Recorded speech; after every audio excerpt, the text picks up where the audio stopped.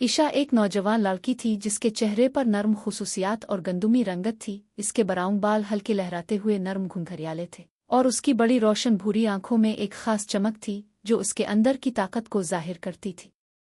इसके होंठों पर हमेशा एक हंसी थी जो इसे बाकियों से अलग करती थी। एक दिन जब ईशा अपने दोस्तों के साथ पुरानी छतों पर खेल रही थी, इसने एक कदीम पीतली का मास्क दरियाफ्त किया। वो मास्क जो इसके हाथ में आया था एक पुरस्रार और कदीम चीज लग रही थी। ईशा को महसूस हुआ जैसे इस मास्क में कुछ जादू छुपा हो। जब ईशा ने वो मास्क अपने चेहरे पर पहना, इसने एक अजीब सी ताकत अपने अंदर महसूस की। जैसे ही वो मास्क पहनती, इसकी आंखों में चमक आ जाती और उसकी मौजूदगी में जादू की एक लहर दौड़ने लगती। मास्क में एक कदीम जादू था जो ईशा के खानदान के साथ जड़ा हुआ था। ये जादू एक कदीम जादूगरनी की ताकत थी जिसने अपनी सारी तवानाई और जादू इस मास्क में कैद कर लिया था।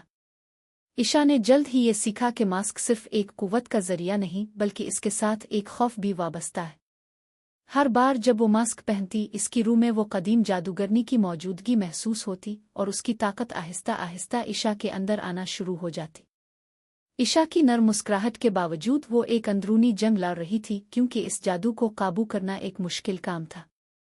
एक दिन ईशा को अपने दादी से मालूम होता है कि ये मास्क न सिर्फ इसके खानदान की विरासत है बल्कि इसके अंदर एक खतरनाक ताकत भी छपी हुई है।